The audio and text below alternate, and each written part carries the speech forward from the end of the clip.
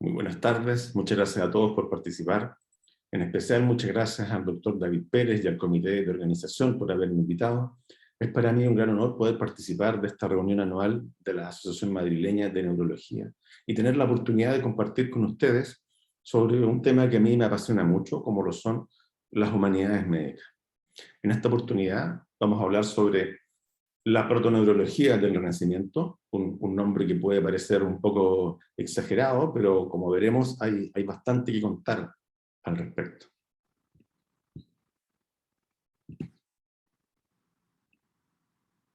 A partir de este momento vamos a cambiar el fondo para poner algo un poco más leonardesco y generar una atmósfera más propicia para poder disfrutar del material que quiero compartir con ustedes. El año 2019 se cumplieron los 500 años de la muerte de Leonardo y el mundo entero le conmemoró. Distintos actos, exposiciones, publicaciones, libros, en fin, exaltando su figura y reivindicando su legado. La medicina no estuvo ajena de ello y la neurología, las neurociencias en particular tampoco. De hecho, las más importantes revistas de la especialidad hicieron publicaciones especiales, editoriales, artículos nuevos, de hecho, o números especiales, como fue el Lancet en el mes de abril, siempre buscando reivindicar el rol de Leonardo como un pionero en la neurología o un neurólogo renacentista. Ya vamos a ver qué de cierto hay en esto. Los siguientes 30 minutos no quiero limitarme a mostrarles solo una hermosa serie de dibujos, sino que quiero que nos adentremos un poco en el espíritu de Leonardo y las motivaciones, las fuerzas que lo llevaron a hacer toda esta investigación. Para ello vamos a dar algo de contexto.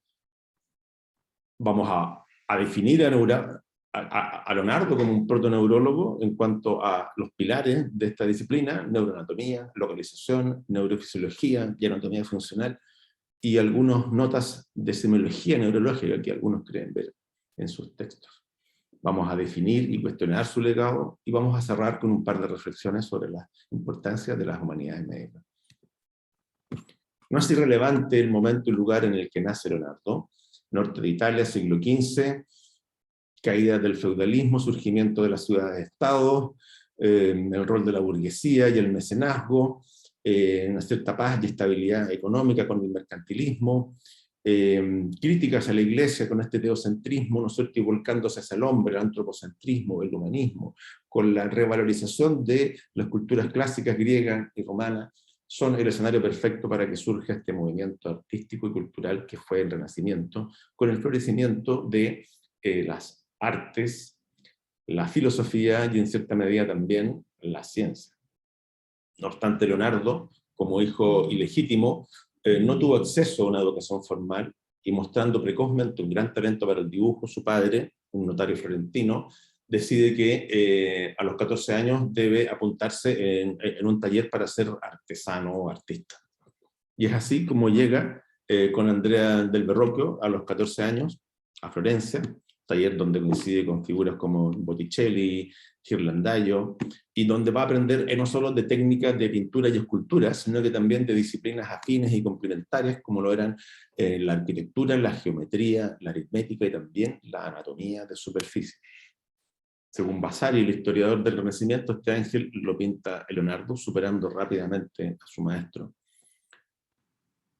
Es así como 4 años después, a los 18 años, Leonardo emprende un largo viaje que lo va a llevar a aferrarse a los más importantes mecenas de la época, con los Sforza en Milán, con los Medici en Florencia y en Roma, el Papa León X, el Papa Medici, pero también con figuras aún más oscuras como lo fue César Borgia en sus campañas militares en el noreste de Italia, Urbino, Imola, Mantua, Venecia, etc., para terminar sus días en la corte de Francisco I, rey de Francia, para llevar el Renacimiento a esta zona.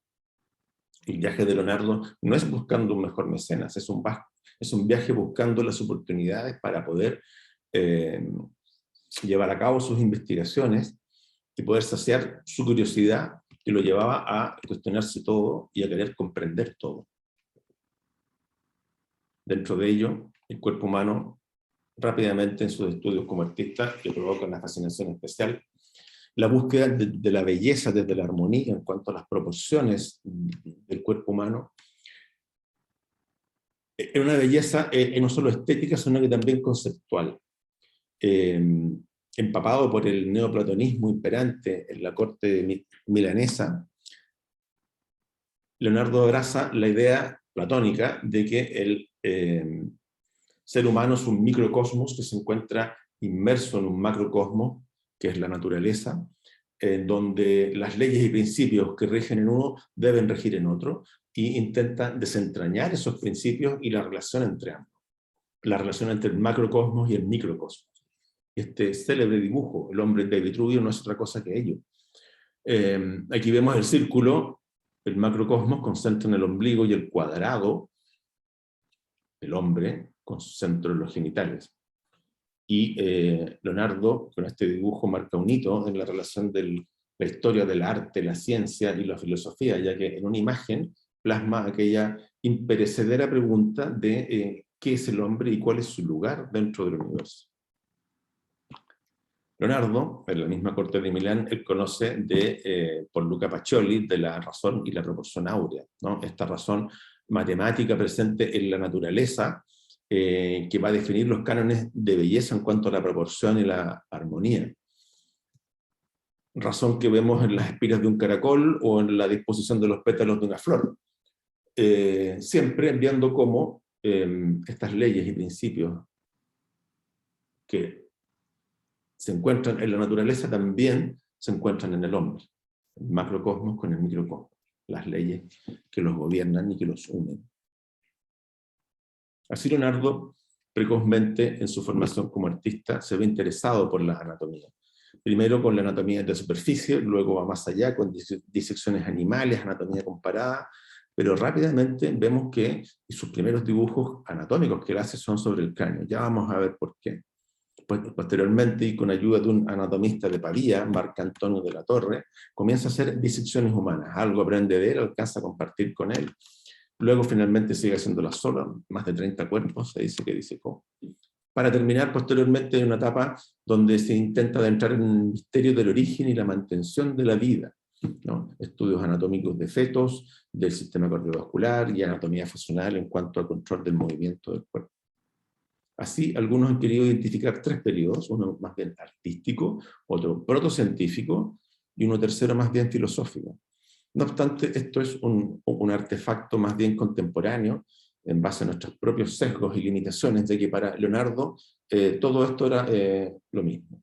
No hacía diferencia entre arte, ciencia y filosofía. Él estaba en búsqueda de una gran verdad, esta verdadera teoría del todo, en cuanto a los principios que rigen el funcionamiento del cuerpo humano y de la naturaleza y de cómo se relacionan el macrocosmos y el microcosmos. Así, Leonardo, empapado por la herencia griega y el neoplatonismo imperante, se embarca en la aventura de buscar el lugar del alma. Aquí toma elementos aristotélicos, por un lado en cuanto al método, por otro lado en cuanto al senso communis, que llamaba Aristóteles, que era el lugar de la convergencia de los sentidos, donde debiera estar el alma.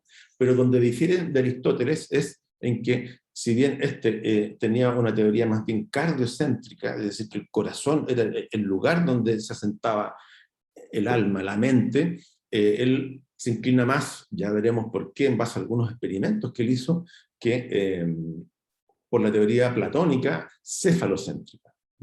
Aunque repitiendo el error, ¿no es cierto?, de creer que las funciones cerebrales radicaban en las cavidades cerebrales, en los ventrículos, en lo que se conocía como el neuma psíquico, ¿no? Probablemente por la descomposición que tenían los cerebros posteriormente eran muy difíciles de poder estudiar.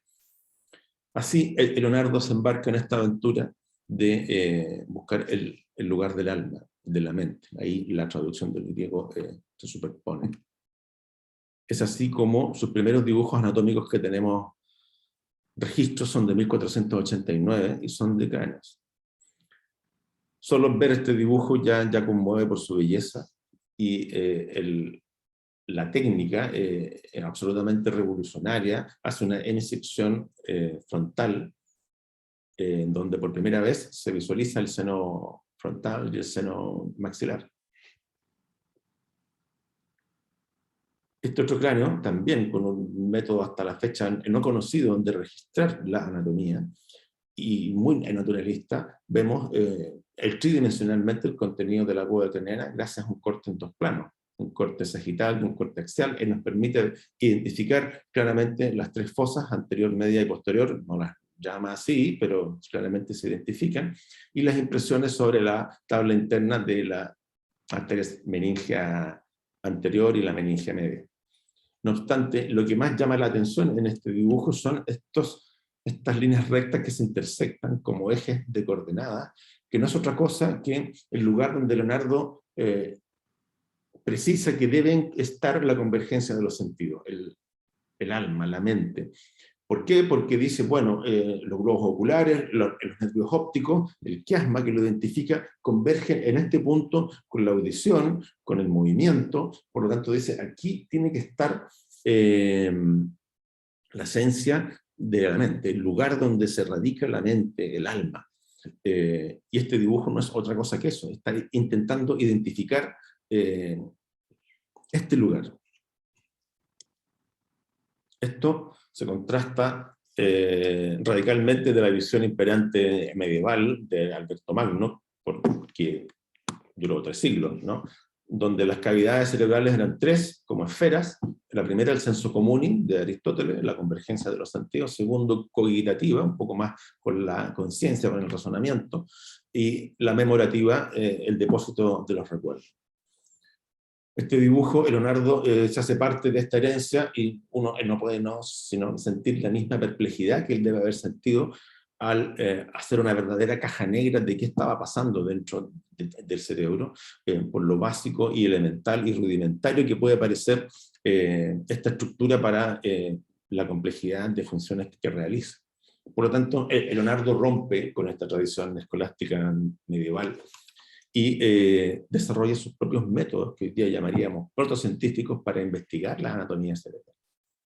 Y es así como en 1508 hace una serie de experimentos con cerebros de bovino. Aquí usa su experiencia como escultor en esculturas al bronce siendo vaciado, y lo que hace es inyectar cera líquida. Para eso primero hace horadaciones en los frontales para que salga el aire, y luego inyecta cera líquida en la fosa posterior, en el cuarto ventrículo, cera líquida caliente, la cual una vez que se enfría se solidifica. Cuando ocurre ello, él diseca, pela todo el tejido cerebral y obtiene un molde perfecto tridimensional del sistema ventricular. De paso, identifica por primera vez que en la primera cavidad son 2 en realidad, son los ventrículos laterales, aquí dicen bien separados, y las comunicaciones entre ellos, lo que luego sería el agujero de Monroe y el ocoducto de Silvio. Primera vez que hay registro en la historia de la anatomía de ello. Estos experimentos son el testimonio más inspirador del origen empírico del método científico moderno.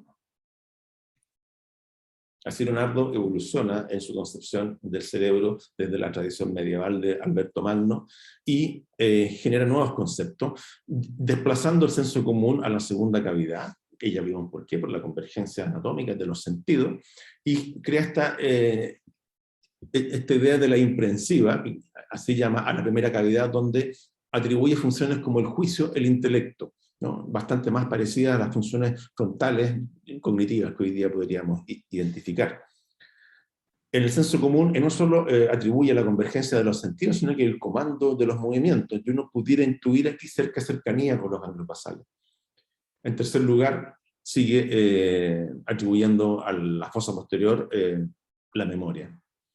Y en esta misma lámina, conocida como la lámina de Weimar, hay otro dibujo que es también muy revolucionario, con esto en lo que hoy día el dibujo gráfico se llama vista explosionada, que es separar en capas, desarmar, suspender en el aire en distintas estructuras para poder visualizarlas el mejor. Vemos cómo se adentra en el estudio de los nervios cranianos.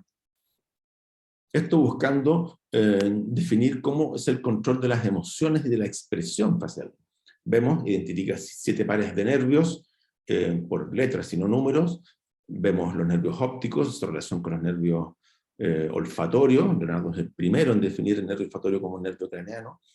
Los repliegues de la dura madre en la base del cráneo, el largo trayecto del nervio vago, en fin, una serie de primeras descripciones que les son propias.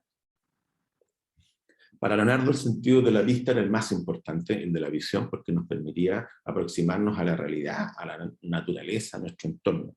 Así que hace varios estudios al respecto, y aquí vemos con mayor precisión la relación entre quiasmas ópticos y nervios olfatorios.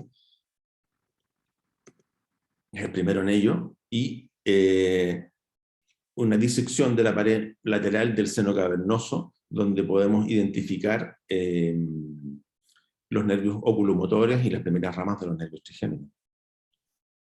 Siguiendo con el sentido de la visión, Leonardo hace estudios de visión estereoscópica, tridimensional, de la acomodación, del cambio del diámetro de la pupila, cómo incide esto en la percepción visual. En fin, estudios que sin duda hoy nos parecen absolutamente adelantados a su época. Y la frase, los ojos son la ventana del alma, es de Leonardo. El puente entre el macrocosmos, la naturaleza, y el microcosmos, el mundo interior del hombre. Perseverando en su afán por conocer cómo funciona el cuerpo y el control del movimiento, hace estudios lo que hoy día llamaríamos sistema nervioso periférico, de plexo braquial, lumbosacro, los nervios de la pierna y el brazo.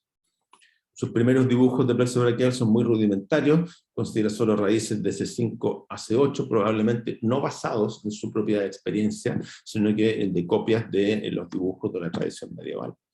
No obstante, él avanza en sus técnicas de disección y vemos cómo mejora su entendimiento del plexo braquial, donde se identifican claramente los 3 troncos, superior, medio e inferior. Se pierde un poco la relación en cordones y divisiones, pero se recupera en las ramas terminales de esto a nivel del brazo y la mano, donde se identifican claramente nervio radial, nervio mediano y nervio cubital. Leonardo en las campañas militares de César Borgia, acompañándolo como ingeniero militar, tiene la oportunidad de presenciar muchas batallas y muchos heridos en campo de batalla, donde ve heridas de espada en extremidades, y él logra identificar que lesiones en tal parte provocan tal problema, o tal dificultad en el movimiento, y lesiones en tal otra, otro tipo de problemas de movimiento. Y de hecho en este dibujo uno aquí pudiera intuir una mano radial. Con el plexo lumbar hay menos dibujos, él enfatiza que es más complejo aún toda esta maraña pélvica, así la llama, pero en este dibujo podemos ver bien el nervio femoral con sus ramas a nivel del muslo, el nervio obturador, y en un error que le fue sistemático, el nervio ciático duplicado. Ahí. La médula espinal, él la llama el árbol de todos los nervios, y dice, está hecha de la misma sustancia que el cerebro y depende de él. Dice, todos los nervios dependen, nacen de la médula espinal. Y en este dibujo poco conocido, vemos probablemente una de las primeras ilustraciones del sistema nervioso completo, central y periférico como un todo integrado y funcional. Aquí este pequeño músculo nos está hablando de eso, que aquí está el movimiento, y esto que hoy día les parece tan obvio, créanme que para la época no lo era. Años atrás, y comenzando sus primeros experimentos, él hizo secciones medulares, pithing, ¿no? en ratas, en ranas, y rápidamente deja de hacerlo, nunca más mata a un animal. De hecho hoy día sería un animalista, vegetariano, en fin, y ve que al seccionar en la médula se produce la muerte inmediata de la rana, mientras que al sacar el corazón todavía algo se movía por algunos minutos. Por lo tanto, Leonardo dice, bueno, aquí está el lugar del alma, y por eso adhiere, y de la vida, y por eso adhiere a esta teoría más bien cefalocéntrica platónica que la cardiocéntrica aristotélica. Todo esto y gran parte de lo que él hace en sus disecciones se lo debe a Marco Antonio de la Torre, un anatomista de Pavía, con que él aprende técnicas de disección y se embarca en la misión de publicar un tratado de la figura humana. están 3 o 4 años trabajando, hasta que lamentablemente en 1511 fallece de la peste Marco Antonio de la Torre y su obra nunca llega a publicarse.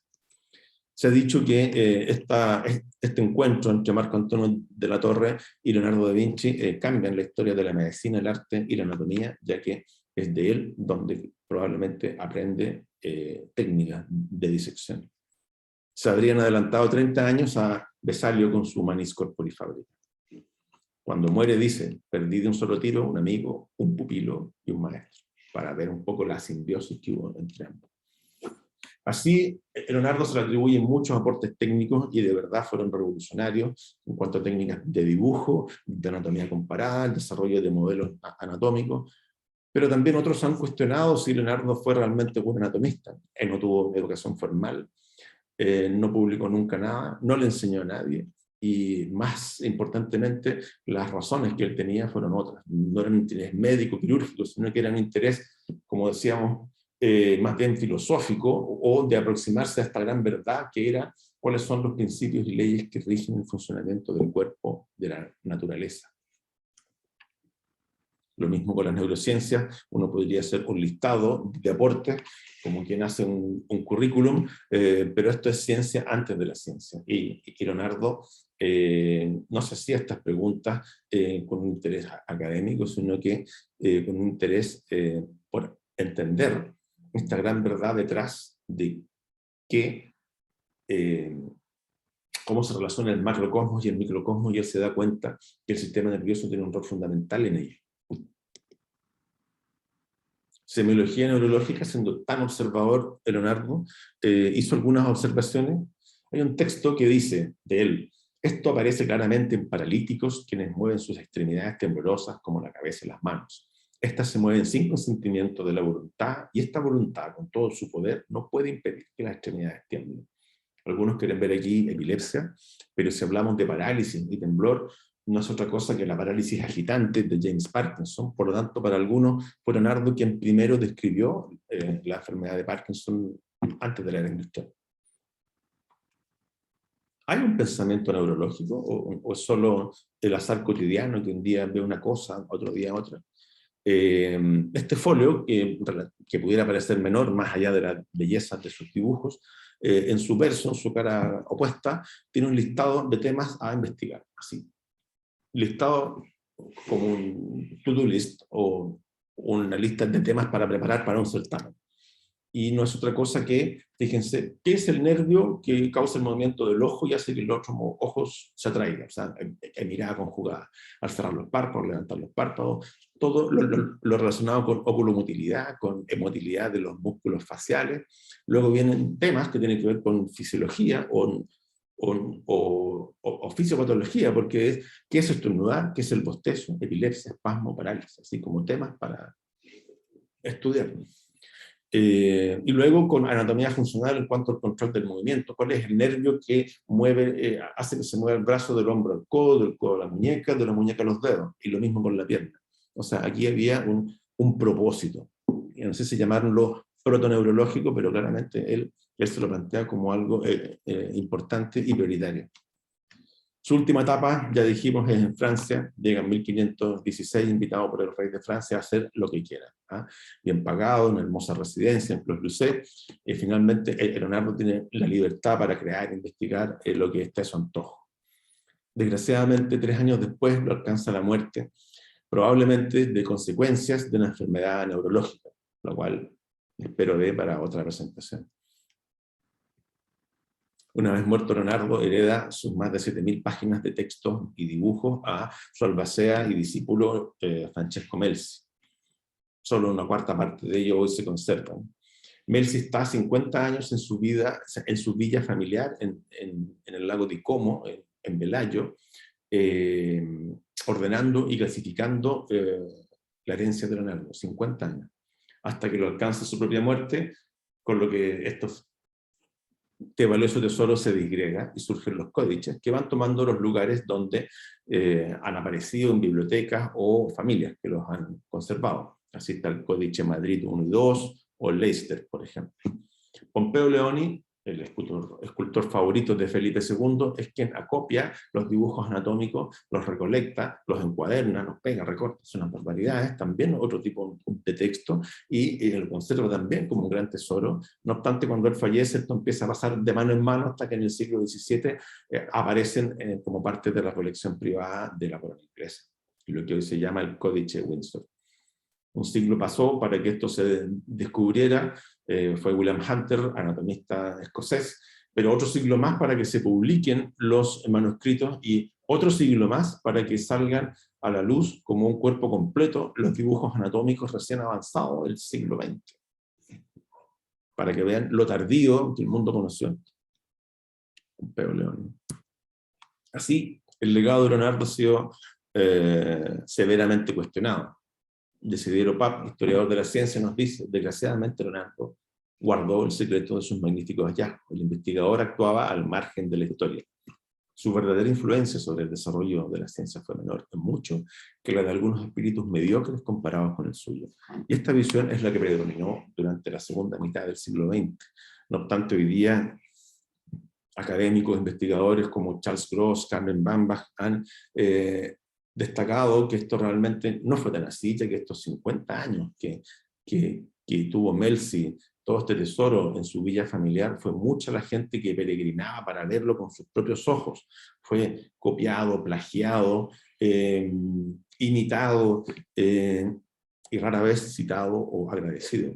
Por lo tanto, para estos investigadores, el desarrollo que tuvo Leonardo y los avances que hizo sobre la investigación y registros de la anatomía fueron la punta de lanza para el desarrollo posterior de la anatomía moderna, incluido el mismo Vesalio.